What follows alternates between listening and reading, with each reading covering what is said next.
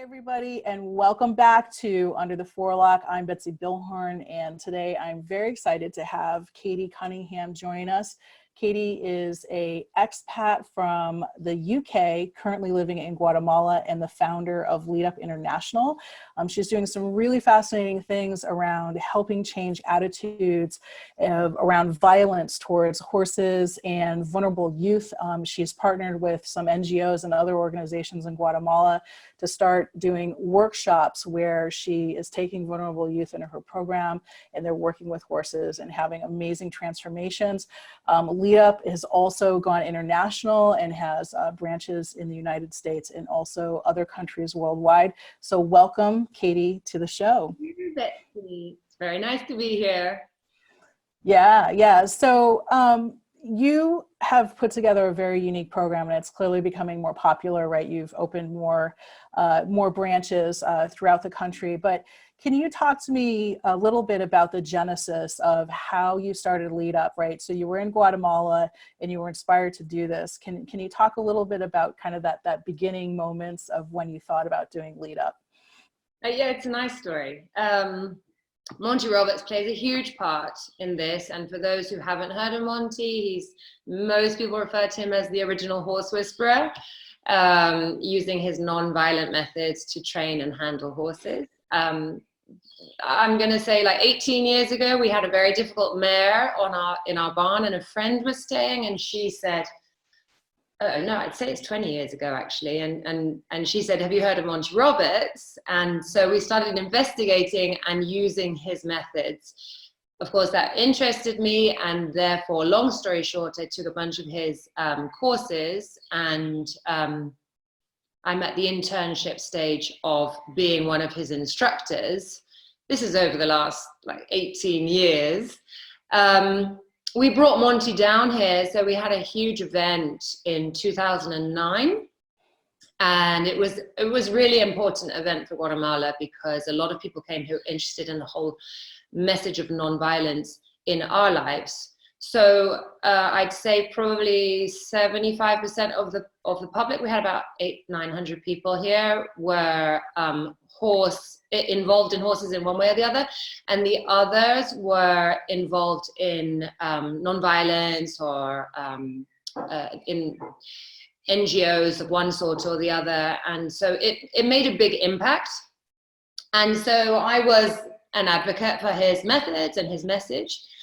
Out of the blue, in 2012, Monty called me saying that he had suggested to Queen Elizabeth that I would receive recognition for the work that I'd done, which, like I said, came out of the blue.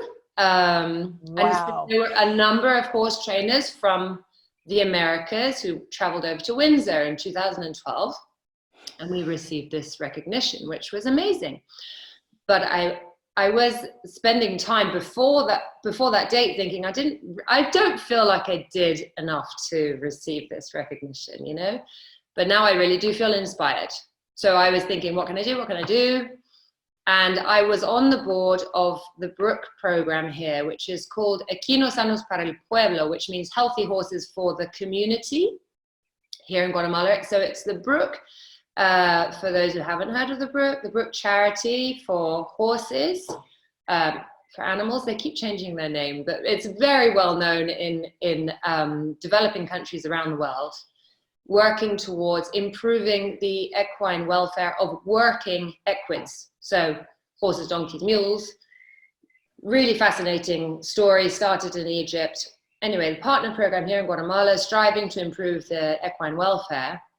So I basically proposed to both sides, to Monty and to the Brook, could we do a pilot program to see whether using Monty's methods within the framework of the Brook program here, whether we could help shift attitudes and behavior of the handlers and the owners towards nonviolence, and therefore improve the equine welfare. So we worked in a community close to here. Obviously Monty and Brook gave me the green light. And it literally was on that day in Windsor. I said, Monty, I've got an idea. How about this? And so this was sort of a pre-pilot program that we did.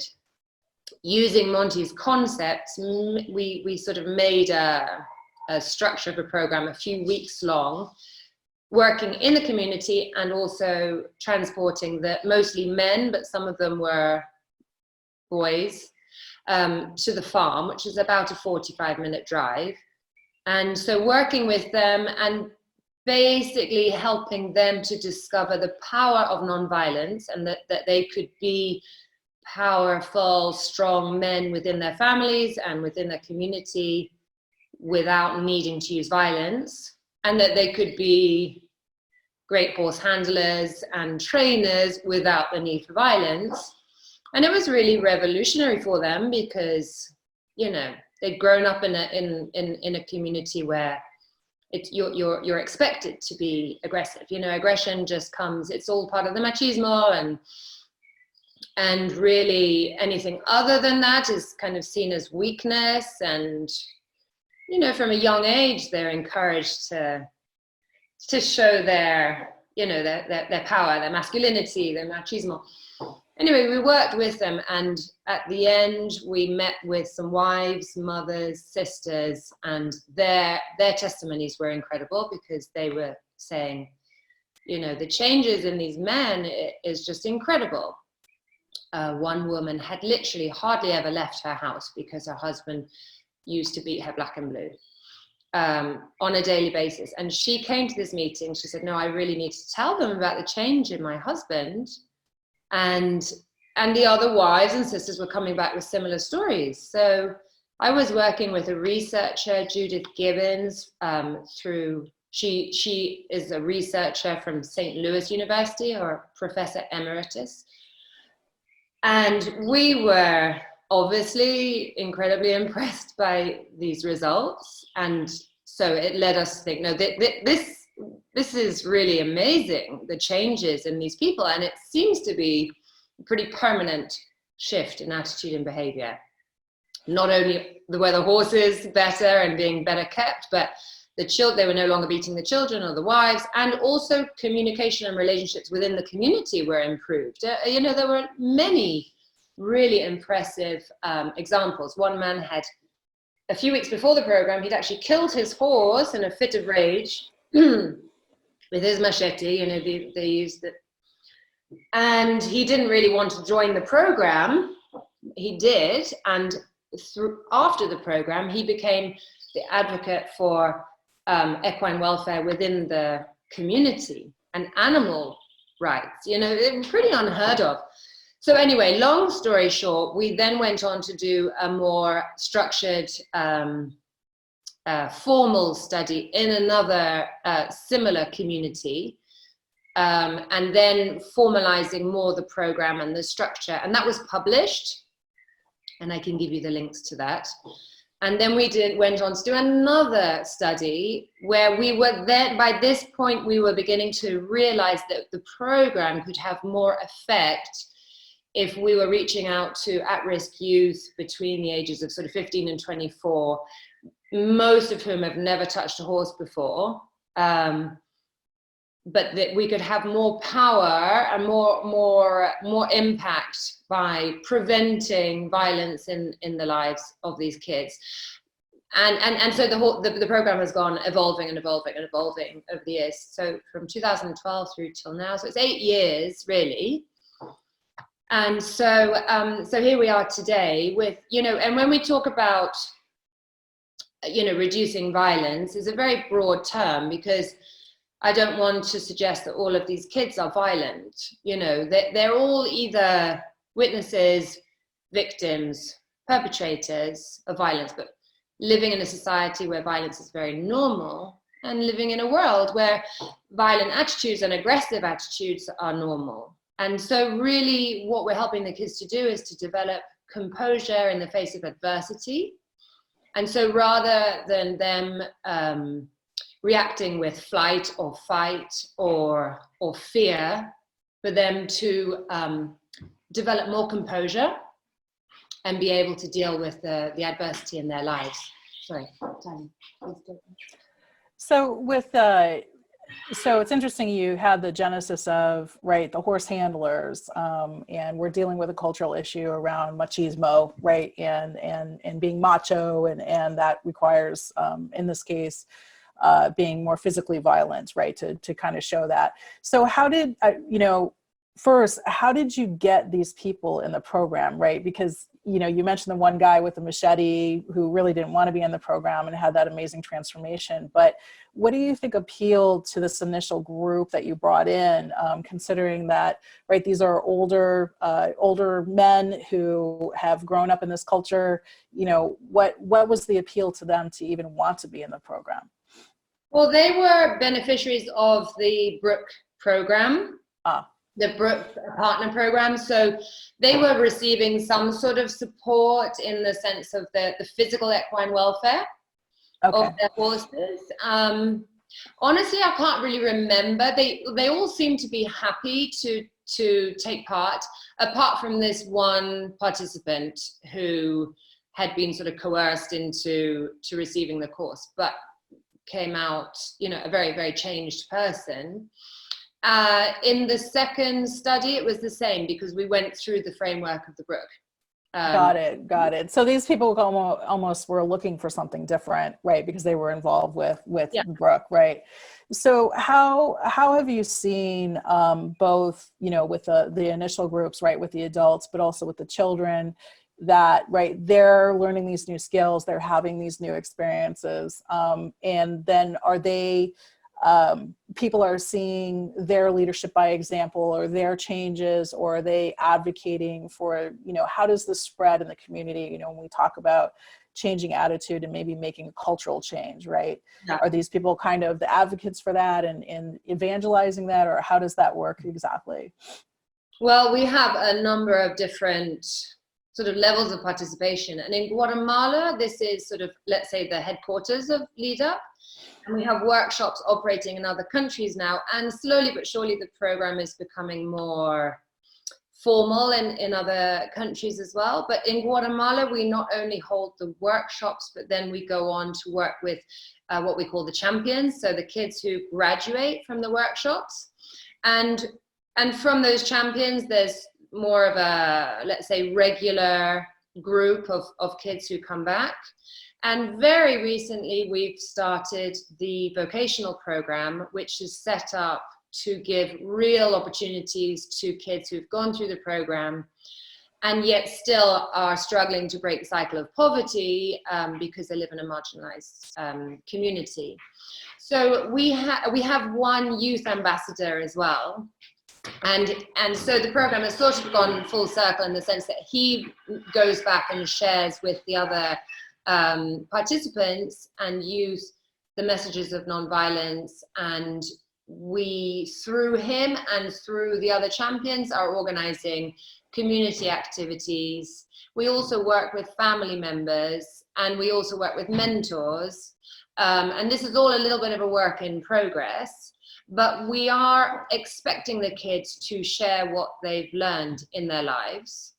And after the second study, we went back and interviewed the participants 6 months later, and it did seem that they were still strong in their attitudes towards nonviolence and their behavior towards nonviolence. The thing is, they start having more success in their lives because they've learned composure, and so that really shows in every aspect, in their studies or in their professional lives or in their family. Okay, sorry, my son just came back. That's fine. That's life these days, right? So very creaky door. Yeah. And so they what we see is they come back and they say, I was able to diffuse a situation in my family, because whereas before we might have had an escalation of tempers and what have you, I was able to compose myself, and I was able to sort of transmit that calmness to my family members as well. And the same thing happens either at school or even in another situation in the community. So it is a ripple effect. And we're actually going to have an anthropological study conducted very shortly, beginning in probably a week or so. And that's one of the things that the researcher will be evaluating as well, as how does this ripple effect Right, through the culture, right? Because you're, in some ways, you're affecting a cultural change, right? Starting with the family, but also within the community and further out. Yeah. Yeah, so getting to a little bit back into the horses, right? So you talked about, we're learning skills on how to diffuse situations or maybe not react in a more, I don't want to keep using the word violent, but more aggressive way, right? That's very, the best offense is a great defense and so forth, and learning to diffuse those situations. So when these kids come in the program, what is it about working with the horses that helps facilitate modulating those reactions or finding a different way? Is there something particular around that? Is it the Monty Roberts techniques that you're teaching them, or do they begin to see, because horses are so sensitive, right? That they begin to see the reaction. So can you talk a little bit about like that when they're coming into the program and they're meeting horses for the first time, and how that helps them work through those things? Sure. Well, I think that anyone listening to this or watching this would agree that the people who are very calm and controlled, even maybe without realizing it, tend to be the ones who have a better relationship with a horse. And I've watched some amazing trainers who maybe don't realize why they're so good. And maybe they don't realize that actually their pulse is probably pretty low and their breathing is really controlled, and they don't actually realize that. And then nonverbal communication. So a lot of it is about nonverbal communication. So maybe I should explain a little bit about Monty's methods to give people a bit of background. Yeah, that would be great. Thank you. And I think that much of it is very similar to other natural horsemanship methods. Basically, by reading your horse and being very, very tuned into your horse and understanding the psychology of the horse and really wanting to understand where they're coming from and not imposing where we're coming from and then expecting the horse to understand. So really the join up is the name given to that core concept, which is almost like a conversation that you have with the horse when you're first starting or when you're working with a remedial horse. And it was taken from the wild. When Monty was a child, he used to spend days at a time out in the desert with his brother because they would herd in wild horses to be used in rodeos. His father was a very aggressive horse trainer using, many of the very old-fashioned and less seen methods these days. And Monty had always had a problem with that. He always knew from the beginning that he wanted to break that cycle. So as he spent days with his brother out in the wild, they spent a lot of time observing the herds and how they interact with each other. And he was seeing this very clear sort of body language between the horses and the way they communicate with each other through multiple body positions or using their tail, their eyes, their ears, the position of their body, etc. And very specifically, he was watching how the alpha mare would control and lead and guide the herd. And even more specifically, when a young horse or young horses would be putting at risk the rest of the herd because they'd be playing and what have you, but they might draw attention to the herd from a predator. And so how the alpha mare would then send that horse out of the herd, basically saying, if you're not going to respect me and you're going to put at risk the rest, then you have to leave. And it was very kind of textbook almost dialogue that went on, because the horse would leave and then very soon would remember that actually he needs or she needs the herd for their survival. And so they'd come back and they would communicate signs of attention and trust and respect and desire to join the herd. And this was all done through body language, nonverbal communication, eyes, ears, dropping of the head, licking and chewing. And the mare, when she felt confident that they were ready to come back and respect respect the welfare of the whole herd, she would allow them back in, and everything would be back to a very kind of harmonious and cooperative and communicative herd environment. So Monty was fascinated by this, and he basically adapted that kind of conversation into the training environment. And he was mocked, I think, very much at the beginning, but he sort of quietly was practicing this. And it wasn't until, I'm going to say about 30 years ago, or maybe a little bit more now, that an article was written about him, and Queen Elizabeth read this article and said, I want this trainer to come over and train my horses. And boom, from one day to the next, he became, you know, one of the world's most famous horse trainers, that, you know, the Horse Whisperer. And he wrote a book that was very popular, and it was on the bestseller list for like 52 weeks or something, The Man Who Listens to Horses, which is a really, really fascinating book, his autobiography, basically. But anyway, as these methods were used more and more around the world, more and more people were realizing how it relates to our lives, and the message about if we create a safe place, and if we transmit trust and respect, we can develop communications of mutual trust and mutual respect.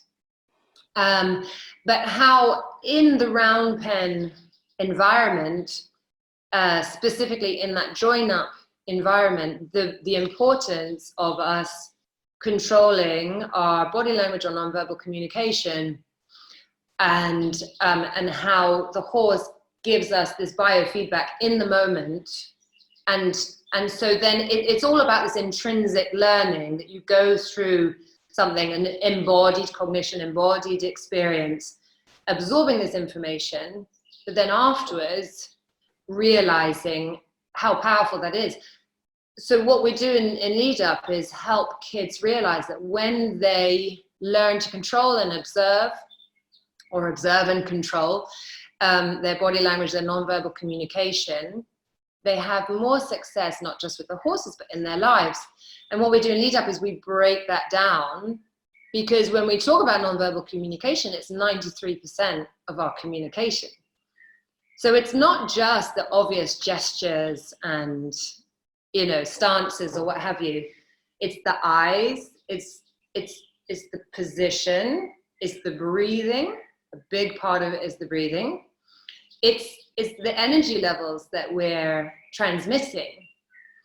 And so we break that down, and through various different exercises, the kids learn to observe these things and have more control. And it's interesting that we tend to have more success with kids who have maybe a slightly more aggressive tendency. A lot of the kids who feel that they didn't get their fair, that life's not fair, you know, and they feel bitter, and they have leadership skills within them, but they're demonstrating it in a negative way, and they're channeling it in the wrong direction. And some of these kids come and they're sort of at a crossroads where their life could go one way or the other, but they have leadership within them. And when we work with them and we literally help them in front of the horse, that they immediately respect the presence and the power, and also the neutrality of the horse, and that the horse does not have any other ulterior motives. It's just, we're talking about nature here, an animal that doesn't judge or what have you. But when they learn to relax their shoulders a little bit, to relax their eyes, to relax their fingers and their breathing, the horses tend to be more comfortable with them than with, for instance, we work often with victims of abuse, or we have worked with younger indigenous women whose second language is Spanish, so forget the English. And they obviously have a harder time in, you know, bringing their energy levels up and creating presence with the horse. So the horse, it's really like a fine line of leadership. You either need to bring your energy levels up and using your body language, you know, have more presence, or in the case of the slightly more aggressive kids, you need to tone it down and calm down a bit and be more observant and more controlling. And so what we do as much as possible, creating this safe environment in which they can discover the power of peaceful leadership, and they can discover the power of peace. That's probably the underlying message throughout, that peace is powerful and that they don't need to be aggressive to be powerful. And it's a huge relief to a lot of these kids. So within that, there are multiple messages and lessons, and it can be a very sort of personal message to each kid, depending on their life situation. We work very closely with psychologists who are experienced with working at risk kids, and that's a very important aspect as well. How to translate what they've learned through the horses to their lives, and also the psychologists know how far to go with one of the kids, you know, to talk about their lives. And it's really, really important that we work with people who know, you know, what they're doing there. What's going on there? Extremely powerful. It really is. Yeah. Yeah. And the bringing in the psychologist is interesting, because I think, I think all of us informally who are around horses, right? We have feelings, right? We have interactions with horses, and they bring up things, right? Yeah. And to be able to go and speak with a trained person that knows their issues, and do you find that the experience with the horse, especially with some of maybe the more shut down kids, but I could also see the kids who are more aggressive, right? I have this energy and I don't know how to express it, but that they're able to have a better session with the psychologist or the social worker afterwards. Yeah, it's fascinating. And our psychologists have been studying with another organization that's based in Mexico that really is a specialist in violence and non-violence. And that organization is fascinated in what we're doing because of the power of being with animals for people who've been traumatized one way or the other. How just the physical contact with these animals can break down barriers. So our psychologists are trained to know where to begin the conversation. So let's say we're working with someone who really doesn't even want to touch the horse in the first place, doesn't want to get anywhere close, who's very, very, very shut down. And they might start talking about, where would you have a physical sensation in your body, and then beginning to identify emotions before being able to deal with them. I'm not an expert in this area, and I don't pretend to be. I really focus on the horse side of it and sort of like the management of it. But I do see that, people who are very traumatized can get to a point where they actually can't identify physical sensations, that they're kind of, what's the word? That they can't really feel intense heat or cold, and that this touch with the animal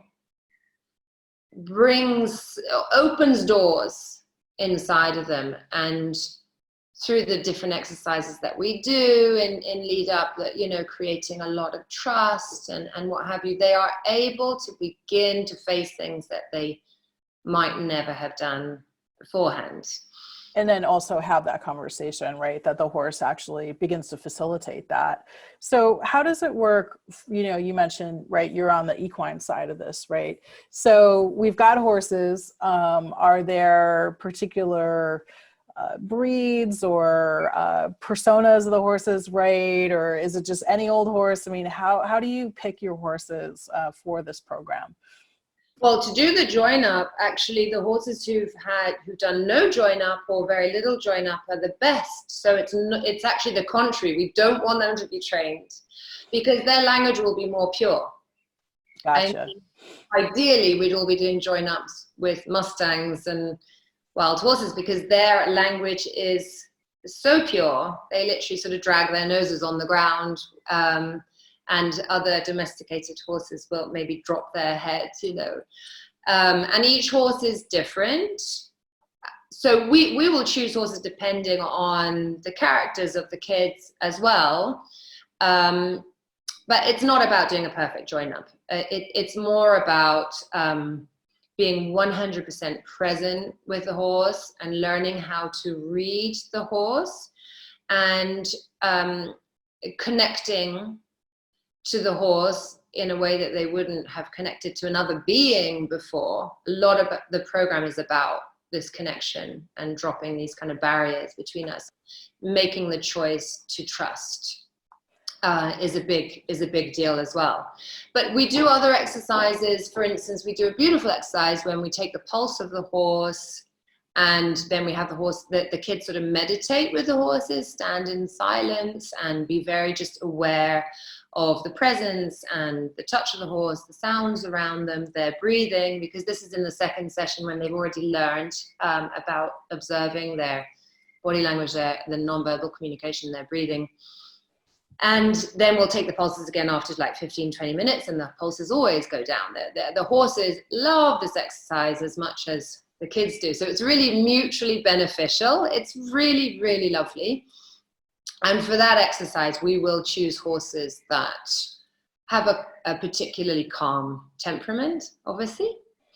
And we will have psychologists there very close by. So we'll generally, if we're working with a group of 6, we'll generally have like 3 horses, and we'll have 2 kids to a horse, 1 on each side. And it's mostly silent, the exercise, but then there will be, you know, quiet conversations going on and reflections. And there's a lot of emotion there a lot of the time as well. Interestingly, you know, young women or girls very often will relate to a mare who really is sort of acts as the alpha in our barn. Interesting. They really relate to her. There's a connection that, you know, sometimes it is difficult to put words to it. And why one kid would really relate to one horse rather than another. There's something quite magical that still is sort of beyond science, and, you know, what's that all about? Why is that particular connection there? I mean, there are definitely some horses who understand the role, and they understand their importance in the role. That's hard to describe as well, because we have to watch ourselves that we don't become too sort of, you know, sort of really new agey, and you know, it is based on science and it comes directly from nature. But I'm fascinated by the whole concept of animal communication. And we do watch some videos, etc. There's a trainer in the UK called James French. He has something called the trust technique. And it's really, really amazing, you know, the connection that he has. And he basically sort of sits down in a field, and the horses like lie down around him and fall asleep. Well, he teaches this method. And basically what he's teaching is for us to have a stillness of mind to the point where there's nothing going on in there apart from a transmission of like energy and love and security and trust. And the horses can feel that, and I'm not quite sure how to explain that, but I can see it. It's there. So this kind of connection happens in lead up as well, but not to that extent, as much as we would love to create that environment. But there's a very special connection there. So it's really fascinating, yeah. Yeah, it is fascinating. I did some volunteer work a while ago at a equine therapy, right? So we would have autistic children or disabled children come, and it was interesting to see the horses' reactions, right? Because there were definitely horses that they took their job very seriously, and you could tell they were very, you know, and that they changed from child to child. But then, you know, we had some horses too that I think over time had some burnout, right? So I think just like people, they have all their own personalities and stuff, and I'm sure you probably deal with some of that burnout as well with the horses, and have to, you know, give some of them a break or whatever. But what do you see that difference though, kind of what I was talking about, right? So you talked about the mares with the young girls, which is fascinating.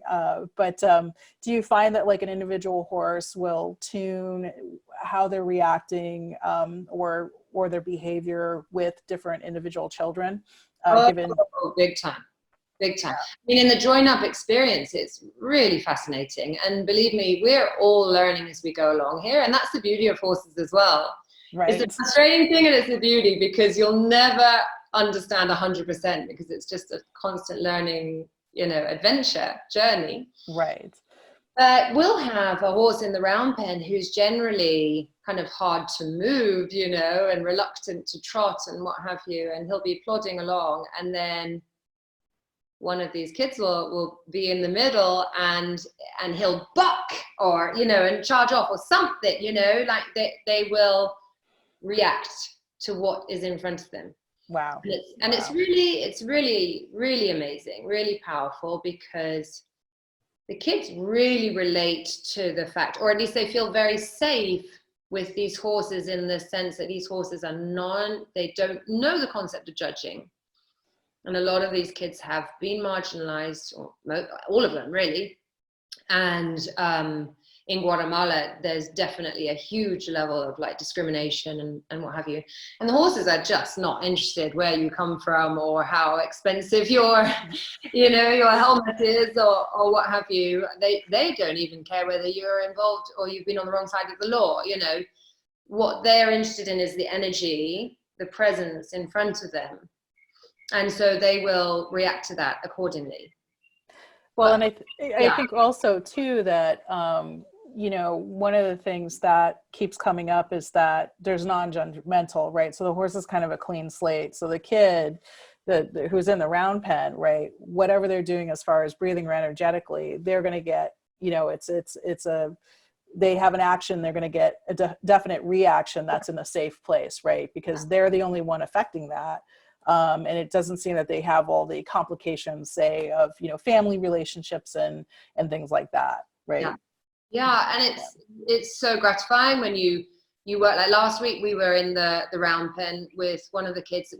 We're developing this whole vocational program at the moment, and it's kind of another conversation, but we're developing something called the Champions Cafe. So a number of kids who go through the program will go through this vocational training, and they will then create, design, staff, manage this cafe space. So we're working a little bit more intensely with them, and being in the round pen with one of them last week, with an off-the-track racehorse who about 3 weeks ago had taken off with me, or in the round pen he's sort of taken off, and I'm not quite sure what happened on that day. It must have been a reflection of me in some way. But anyway, watching this boy, his name is Camilo, with this absolutely natural leadership, just control of his energy levels, of his nonverbal communication. I mean, he's just somebody who, as soon as you meet him, this guy's got it. It's that fine line again of being, having a level of confidence and presence and assertiveness, calmness, but without being sort of subservient or shy, and obviously with no level of aggression or violence. So it's really fascinating that kind of balance, getting the balance right. And some people and some of these kids have got it. And now it's really gratifying to see this program that we're developing, giving them the chance to really show those leadership skills and to have a real chance at succeeding in their lives, and helping their families break the cycle of poverty, and their communities as well. So this is sort of like taking lead up to the next level. And I just want to thank personally David Simpson, who is the director and founder of Pet Plan Charitable Trust in the UK, because they are donors of ours, and it was his idea actually. He said, how about this vocational program, find country sponsors and we will match the funds so we can go into another country. So it's all, happening at the moment, although it's all delayed. And we have country sponsors. I'm just going to mention them, Brian and Winsome Schwalbach. And they're the ones who've made this happen, the vocational program. So it's really satisfying, because even though in Guatemala we do have sort of a continued program, you are aware of the fact that they go through the initial workshops, and for some of them, for the first time in their lives, they've identified an emotion and they've been able to face something that they hadn't even contemplated before. They hadn't allowed themselves to consider. And so it's really important that there is a follow-up there. But now we feel like, okay, now we really are following up, and we're creating a program that is more permanent and more sustainable as well. And so these kids can feel even safer and more able to deal with those conflicting emotions and what have you, and develop more composure. So fingers crossed. I mean, we really, really, really hope that we're going to make be a really good example for the rest of Guatemala and for similar countries as well, who tend to maybe deny or ignore the fact that these marginalized youth in their communities exist. There is a really sort of like polar, existence in countries like Guatemala, and there's very little interaction.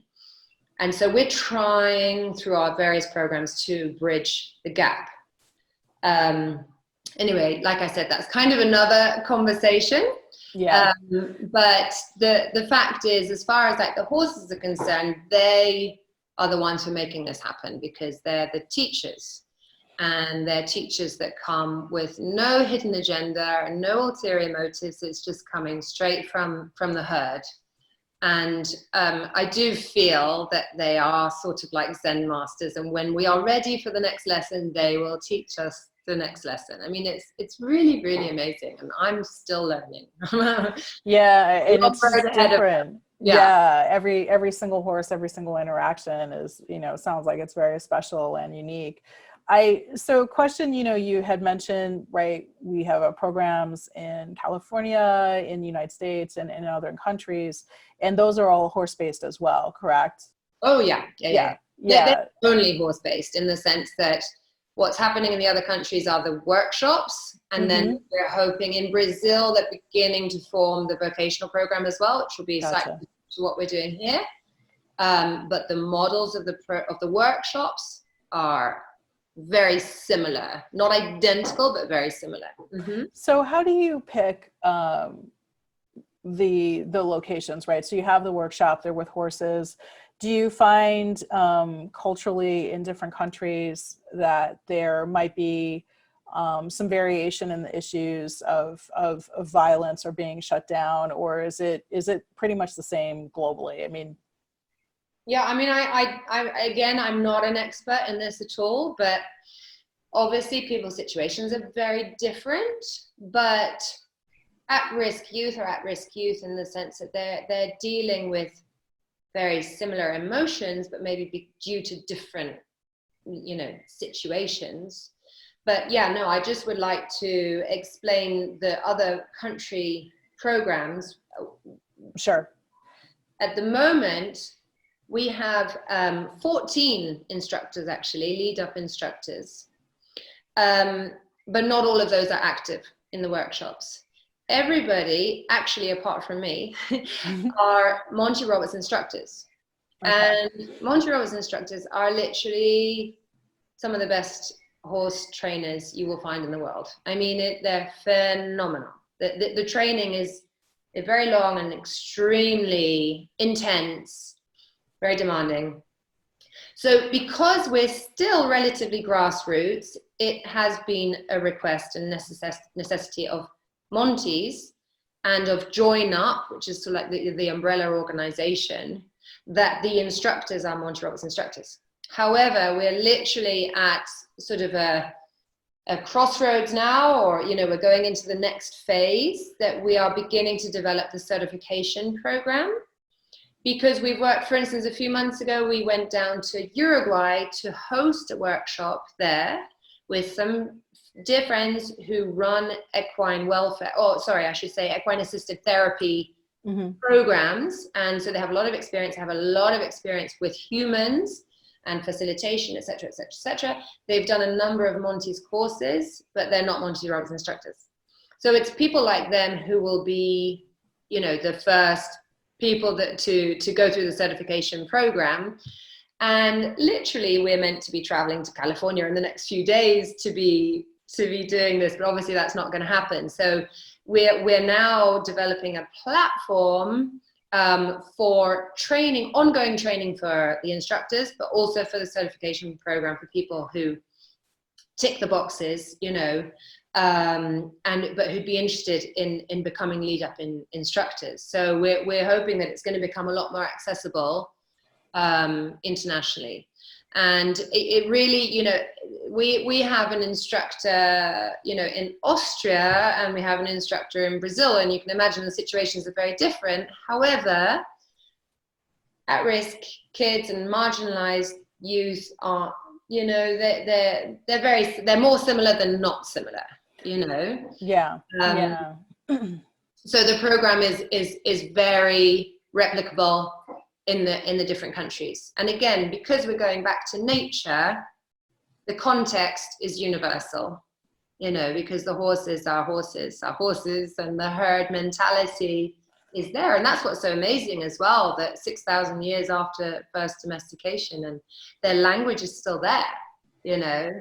Yeah. So yeah, it's really fascinating, and that's maybe why it is actually so easily replicable in other countries, because we're not talking about something that's contextual to Guatemala being applied to Austria. We're talking about the horse lessons from the herd. Right. So it doesn't matter the cultural or anything there. The other thing that we talked about was the equine welfare, right? And I think that was one of the first things that really inspired you when you were in Guatemala. So do you see, I know that you're really focused on at-risk youth and leadership in that way, but do you also find that there is a side benefit of also promoting equine welfare, you know, culturally, right? Through these kids and through their family, like a ripple effect with that as well. Yeah, I mean, I would say animal welfare. Yeah. General, because actually most of them will not have contact with horses on a regular basis. Right. But they are, I mean, I would say, you know, and this is not a scientific answer, but I would be very confident to say 9 out of 10 of the kids will definitely have improved relationships with their animals, you know, pets, and they will look at, because we have a big problem with street dogs in Guatemala, and you know, abuse to animals, you know, in all levels of society, and I feel very confident to say that their attitudes change. It's just a part of the effect, you know, discovering this, not just discovering the non-violence and the power of peace, but also like this connection when we're in the round pen environment. I mean, I've found personally in my training and connection with the horses, one of the most practical and effective and powerful things is just by looking at the horse with soft eyes, obviously, and you know, a soft presence, but just feeling or thinking or even saying, like, I see you, and I'm here, and I appreciate you, and really kind of holding that horse. This goes back to me watching some videos from a lady in South Africa whose name escapes me right now. It'll come to me in a second. An incredible animal communicator, and she was giving a talk at a retreat, and it was on YouTube, and somebody in the audience said, but what do you do when you see an animal suffering so badly? You know, imagine you go to a zoo and you see an animal who's miserable behind bars. And because I was really struggling a few years ago, going into communities and seeing these animals, it was just, I got to the point when I thought, I just don't even know whether I want to live here any longer. I just don't know. It really was getting to me. And I have to admit, I was more concerned about the animals, you know, because that's my passion. And her answer for me changed, you know, in many ways my life and my professional life here, because she said, well, first and foremost, when you look at the animal suffering, they do not need or want your pity, because that's like a negative emotion and it's a negative energy that you're transmitting, and they'll feel that. But if you celebrate them and you know, hold them up high and you send them love or, you know, positive energy in whatever way kind of relates to you, they will feel that, and it will empower them in a way that, you know, maybe we can't put words to. But that really changed things for me, because I started using it in the communities with the horses.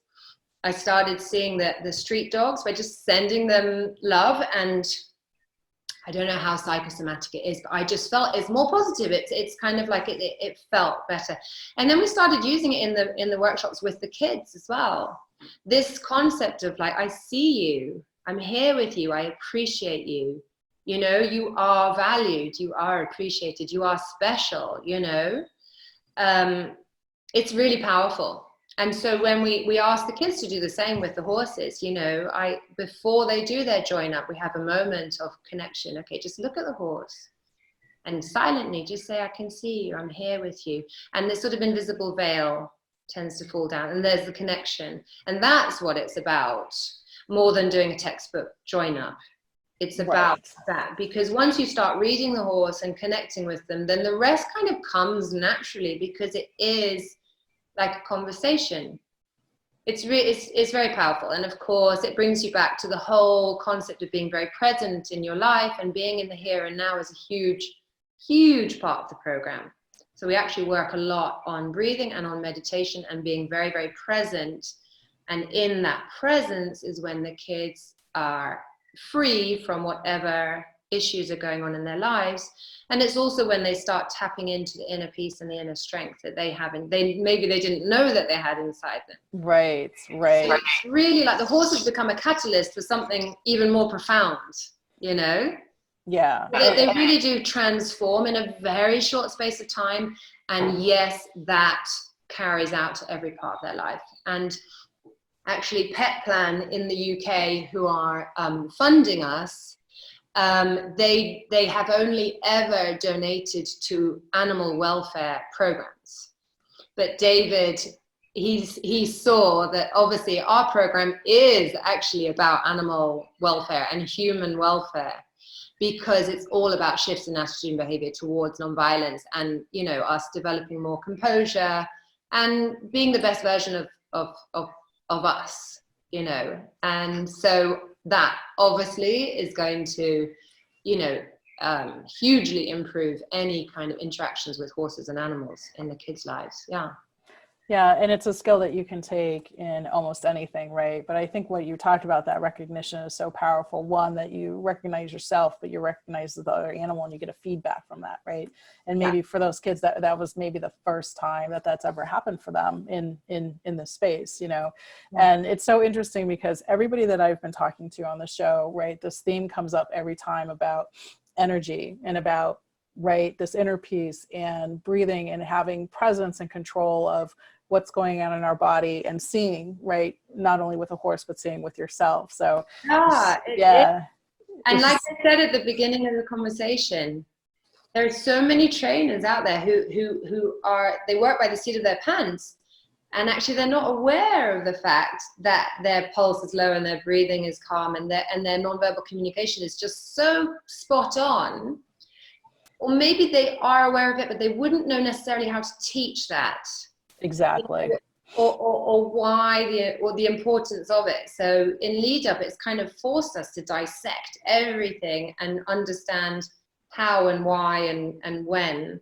And so that's when we go all the way down into, you know, these sort of meditations and being very conscious of every aspect of our bodies and our breathing and our energy levels, and how we can have a better control over that and have more success in our lives. You know, horses or no horses, or animals or no horse, you know, animals, it carries on into every aspect of our lives. Yeah, it's just goodness all the way around. So this has been really, really amazing. And thank you so much. So one question that I normally wrap up with everybody who's on the show is, what was, you know, when you've been working with horses, you know, what was that kind of the aha moment for you, you know, that really kind of brought it all together, that you just had this wonderful epiphany? Oh, I wish you'd prepared that question before. I don't on purpose. I think that what I just mentioned before, that I see you, Mm-hmm. So I think the epiphany maybe for me was Anna Breitenbach, something. That's the name of this woman. So seeing her videos and then sort of applying that changed my relationship to the horses, like immediately. It was something that was missing. Going through Monty's trainings, I remember being so conscious of every movement that I wanted to do it, textbook, and I would lose like the authenticity and the quality of it.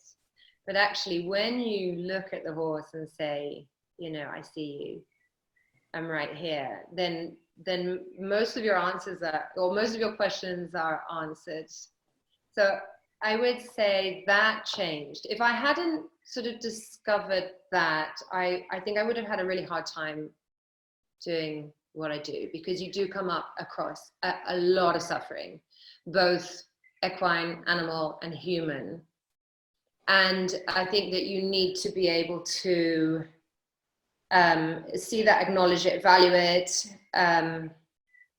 but I had this concept of really celebrating people and celebrating the animals and holding them up high, and you know, connecting with them on a more profound level, it makes it just so much more enriching and takes it to a whole different level.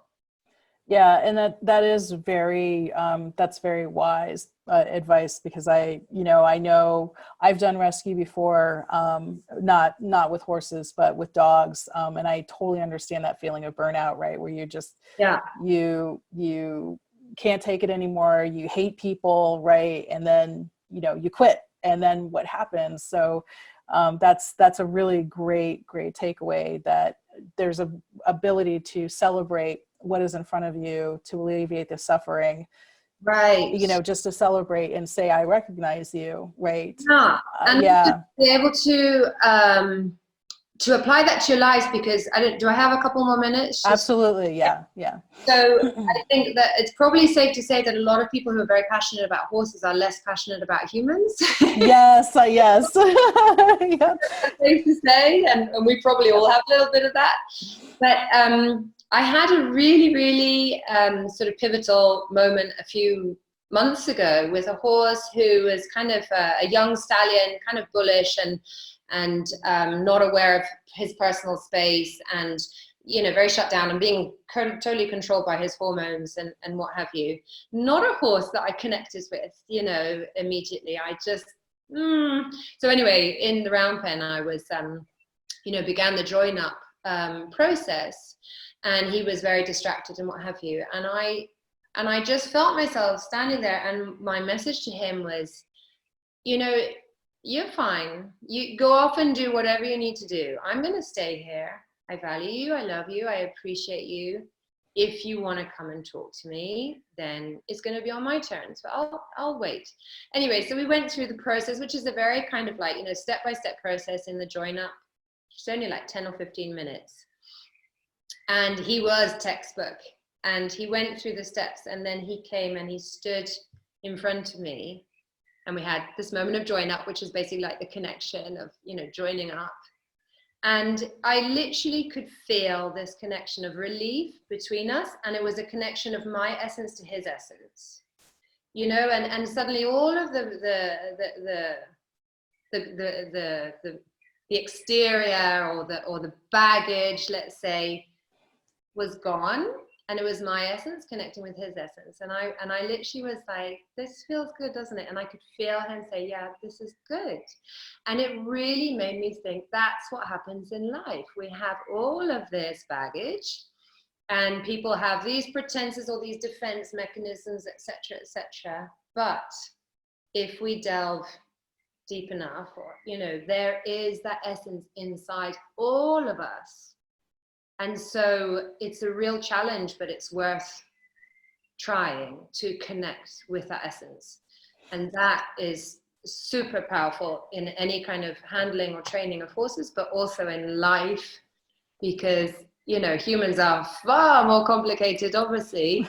Yes. But inside, deep inside, we are all connected, and we are all from something much more pure and innocent. And so I think now more than ever in these crazy times we're living in, it's time for us to put our differences aside and to connect with the essence.